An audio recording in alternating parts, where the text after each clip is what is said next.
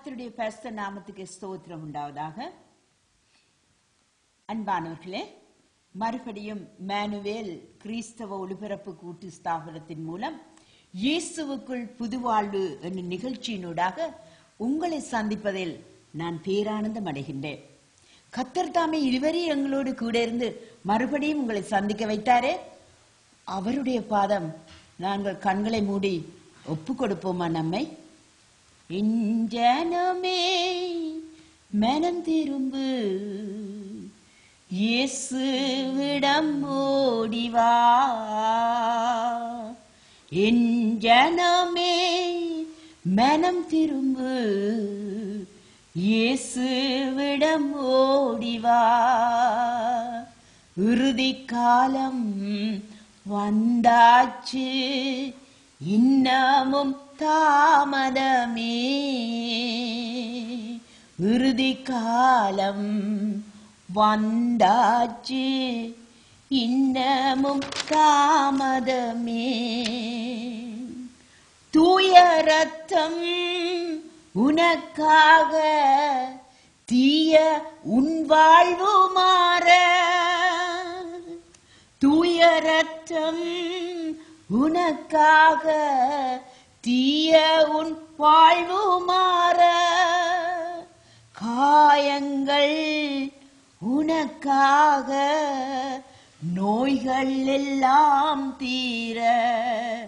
மகனே, காயங்கள் உனக்காக, நோய்கள் எல்லாம் தீர. மகளே, நோய்கள் எல்லாம் தீர. என் ஜனமே மனம் திரும்பு, இயேசுவிடம் ஓடிவா. இறுதி காலம் வந்தாச்சு, இன்னமும் தாமதமே. இறுதி காலம் வந்தாச்சு, இன்னமும் தாமதமே.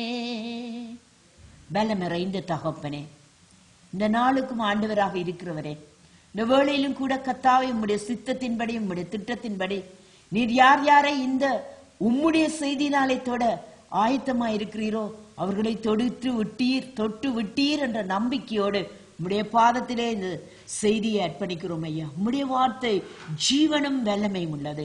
அப்பாது இருபுறமும் கருக்குள்ள, எல்லா பட்டியத்தை விட கருக்குள்ளது என்று சொன்னீரே.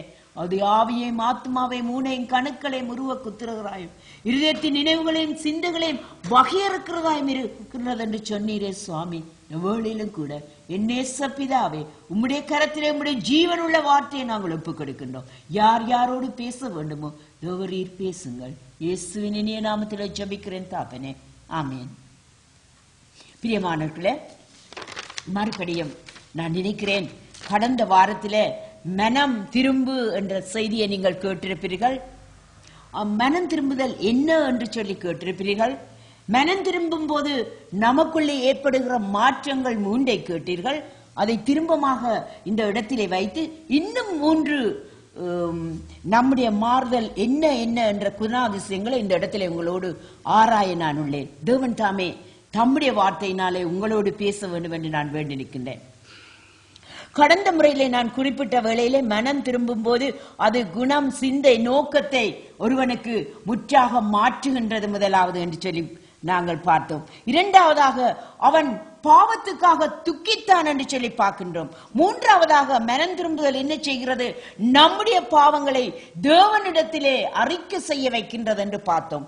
இன்றைக்கு 4வதாக அது என்ன செய்கின்றது என்று பார்ப்போமானால், மனம் திரும்புதல் என்பது நாம் யாருக்கு எதிராக பாவம் செய்தோமோ அவர்களிடம் நம்மை மன்னிப்பு பெறும்படிக்கு நம்மை அவர்களுக்கு முன்பாக தாழ்த்துகிறது. ஒரு அல்லேலூயா சொல்லுவோமா? அல்லேலூயா. தேவன் நம்மை யாரிடத்திலே நாங்கள் பிழை செய்தோமோ, யாருக்கு விரோதமாக கரங்களை நீட்டினோமோ, யாருக்கு நேராக நாவை நீட்டினோமோ அவர்களுக்கு முன்பாக நம்மை மண்டியிட நம்மை தாழ்மைப்படுத்துகிறது. அதற்கு உதாரணமாக நாங்கள் பார்ப்போமானால், வாசிப்பு மத்தேயு 5:23 முதல் 25 வரையான வசனங்கள் என்ன சொல்கின்றது என்று கேட்போமா? ஆகையால் நீ பலிபீடத்தினிடத்தில் உன் காணிக்கை செலுத்த வந்து உன் பேரில் உன் சகோதரனுக்கு குறை உண்டென்று அங்கே நினைவுவாராயில் உன் பேரில் உன் சகோதரனுக்கு குறை உண்டென்று அங்கே நீ நினைவு கூறுவாயாயில் அங்கேதானே பலிபீடத்தின் முன் உன் காணிக்கையை வைத்து விட்டு போய் முன்பு உன் சகோதரனோடே ஒப்புரவாகி பின்பு வந்து உன் காணிக்கையை செலுத்து. ஹல்லேலூயா. பாருங்கள், இன்றைய நாளிலே நாங்கள் பலி செலுத்துவதில்லை. இன்றைய நாளிலே காணிக்கையை நாங்கள் அங்கே பலிபீடத்துக்கு முன்பாக கொண்டு போவதில்லை. ஆனால் என்ன செய்கிறோம்? நாம் ஆராதனைக்கு செல்கின்றோம், அங்கே நம்மை அர்ப்பணிக்கின்றோம், நம்முடைய உள்ளங்களை அர்ப்பணிக்கின்றோம், காணிக்கையாக கொடுக்கின்றோம். ஆனால் எந்த நிலையிலே போகின்றோம் என்பதுதான் இங்கே கேள்வியாக இருக்கின்றது. ஆண்டவருடைய வார்த்தை என்ன சொல்லுகின்றது? வார்த்தை சொல்லுகின்றது 23ஆம் வசனம் இவ்வண்ணமாக சொல்லுகின்றது. எப்படி சொல்லுகின்றது? நீ அங்கே போகும்போது அங்கே நினைவு கூறுகின்றாய். என்ன நினைவு கூறுகிறாய்? உனக்குள்ளே ஒரு குற்றம், உன் சகோதரனுக்கு எதிராகவும் உனக்கும் இடையிலே அங்கே ஒரு குற்றம், அங்கே ஒரு குறைபாடு, அங்கே சமாதானமற்ற ஒரு நிலை, அங்கே உனக்கு சந்தோஷத்தை கொடுக்க முடியாத ஒரு உடன்பாடு இருக்கும் போது நீ எப்படியும் அந்த பலிபீடத்துக்கு முன்பாக போக முடியாது. நாங்கள் என்ன செய்ய வேண்டும்? நாங்கள் நம்மை அந்த இடத்திலே என்ன செய்ய வேண்டும் என்று அன்றைய நாளிலே பலிபீடத்திலே கொண்டு வந்து பொருட்களை வைத்தார்கள், படைத்தார்கள், செய்தார்கள். ஆனால் இன்றைய நாளிலே நாம் நம்முடைய இருதயத்தை படைப்பதற்காக அந்த இடத்திலே ஓடுகின்றோம். நம்முடைய இருதயம் சுத்தம் இல்லாததாக இருக்குமானால் நாங்கள் என்ன செய்கின்றோம்?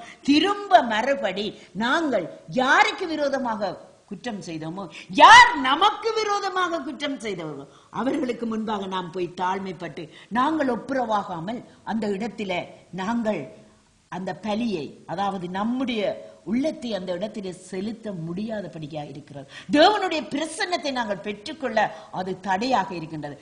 அன்பானவர்களே, இன்றைய நாட்களே நாங்கள் எத்தனை பேர் நம்மை நாமே குற்றப்படுத்திக் கொண்டு, நம்மை நாமே நம்முடைய இருதயத்தை வஞ்சித்துக் கொண்டு தேவனுடைய சமூகத்தில எவ்வளவு துணிகரமாக தேவன் நமக்காக ஊற்றி விட்டு அந்த இரத்தத்தையும், தேவன் நமக்காக சிதறடிக்க கொடுத்த அவருடைய சரீரத்தையும் நாங்கள் உண்டு பானம் பண்ணுகின்றோம். இந்த வேளையில நம்மை நாமே நிதானித்து பார்ப்போம். நம்மை நாமே நிதானித்து பார்ப்போம். நாங்கள் எப்படியாக கிருபையை வஞ்சித்துக் கொண்டிருக்கின்றோம். கிருபையின் நாட்கள் இது, கிருபையின் நாட்கள் வஞ்சிக்கும் நாட்கள் அல்ல. ஜாக்கிரதையாக மனம் திரும்புவோம். அடுத்ததாக 4வது என்ன சொல்கின்றது? மனம் திரும்புதல் என்பது, ஐந்தாவது, மனம் திரும்புதல் என்பது பழைய தவறான வழியை விட்டு நம்மை புதிய வாழ்க்கைக்குள்ளே திரும்ப வைக்கிறது. ஹல்லேலூயா. மனம் திரும்புதல் என்பது என்ன செய்கிறது? அங்கு பழைய வாழ்க்கைக்கு இடமே இல்லை, அது மரித்தாகிவிட்டது. இப்பொழுது புதிய வாழ்க்கை, ஒரு புதிய ஆரம்பம், சகலமும் புதிதாகின வார்த்தை சொல்லுகிறது. ஒருவன் கிறிஸ்துவுக்குள் இருந்தால் சகலமும் புதிதாகின, பலவைகள் எல்லாம் ஒளிந்து போம். அந்த நிலைமையை எங்களுக்கு கொண்டு வருகின்றது மனம் திரும்புதல். பழைய தவறான வழியை விட்டு நம்மை புதிய வழிக்குள்ளே திருப்புகின்றது. இதை லூக்கா 19ஆம் அதிகாரம் 8ஆம் 9ஆம் வசனத்தினூடாக என்ன என்று வாசிக்க கேட்போமா? சகேயு நின்று கர்த்தரை நோக்கி, ஆண்டவரே, என் ஆஸ்திகளில் பாதியை ஏழைகளுக்கு கொடுக்கிறேன். நான் ஒருவனிடத்தில் எதையாகிலும் அநியாயமாய் வாங்கினதுண்டானால் நாளத்தனையாக திரும்ப செலுத்துகிறேன் என்றான். இயேசு அவனை நோக்கி, இன்றைக்கு இந்த வீட்டுக்கு இரட்சிப்பு வந்தது, இவனும் ஆபிரகாமுக்கு குமாரனாய் இருக்கிறானே. ஹல்லேலூயா. இயேசு என்ன சொன்னார்? இன்றைக்கு இந்த வீட்டுக்கு இரட்சிப்பு வந்தது. என்ன நடக்கின்றது பாருங்கள். இது ஒரு சம்பவம், உண்மையான சம்பவம். இயேசு வாழ்ந்த காலத்திலே இந்த 19ஆம் அதிகாரம் 2ஆம் வசனம் சொல்லுகின்றது, இந்த சகேயு ஆயக்காரருக்கு தலைவனும் ஐஸ்வர்யவானுமாகிய சகேயு. ஆயக்காரனுக்கு தலைவன். ஆயக்காரன் என்றால் யார்? அவன் ஆயத்திலே பணத்தை, வரிகளை வசூலிப்பவன்.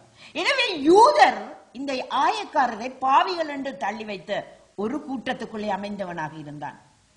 அப்படிப்பட்ட ஒருவனுக்குள்ளே ஒரு உள்ளான வாஞ்சி வருகின்றது. என்ன? யாரோ இயேசுவை குறித்து அவனுக்கு கூட சொல்லிவிட்டார்கள். யாரோ இயேசு இப்படிப்பட்டவர்களுக்கு வாழ்க்கை கொடுக்கிறார் என்று கேள்விப்பட்டவர். யார்?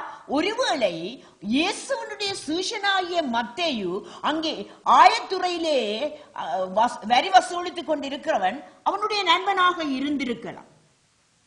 அறிந்த சகேயு அறிந்ததோடு அவன் இருந்து விடவில்லை. அவன் ஒரு குள்ளனாக இருந்தான்.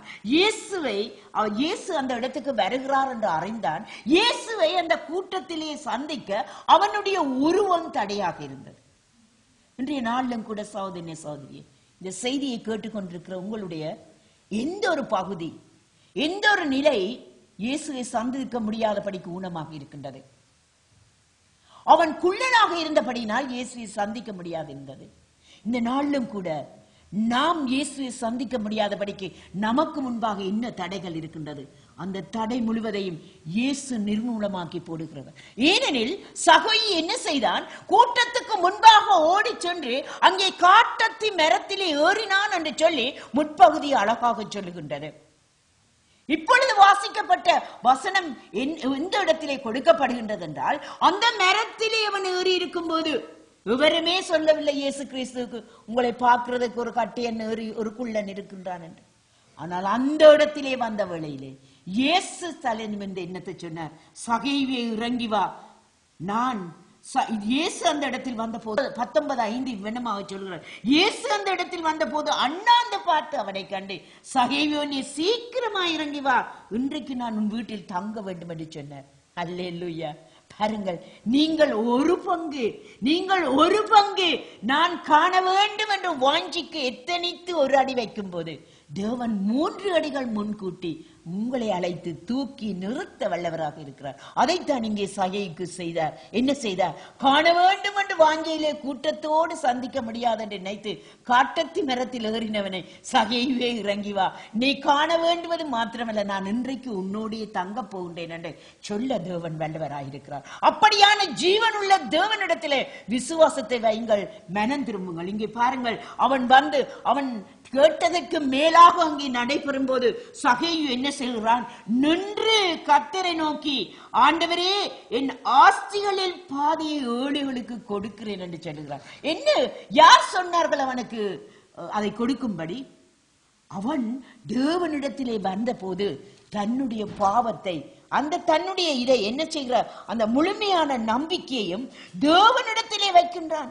மனம் திரும்பும் போது அவனுடைய பழைய வாழ்க்கை அவனுக்கு அங்கே முன்னோடுகின்றது. எனவே தேவன் நீதி நமக்குள்ளே வரும்போது அநீதி நம்மை வெளிக்காட்டுகிறது. நீ அநீதி, நீ இதை செய்தாய், நீ இப்படி இருக்கிறாய், நீ இப்படியாக வாழ்ந்து கொண்டிருக்கின்றாய், மனம் திரும்புவாங்களே என்று சொல்லி அந்த தேவ நீதியானது நம்மை உறுதிப்படுத்துகிறதாக இருக்கின்றது. சகேயு அங்கே தேவனுக்கு முன்பாக வந்த வேளையிலே ஒருவரும் அவனை இதை செய்ய என்று சொல்லவில்லை. அவனுடைய உள்ளம் அவனை குற்றிச்சாட்டியது. நீ பாவி, நீ தேடி வைத்திருக்கிறது எல்லாம் பாவச்சத்து என்பதை அவன் உணர்ந்து கொண்டவனாக என்ன செய்கிறான்? கர்த்தரை நோக்கி, ஆண்டவரே, என் ஆஸ்திகளில் பாதியை ஏழைகளுக்கு கொடுக்கிறேன். நான் ஒருவனிடத்தில் எதையாவது அணியாம வாங்கியது உண்டானான் நாளத்தனமையாக திருப்பி கொடுப்பேன், செலுத்துகிறேன் என்றான்.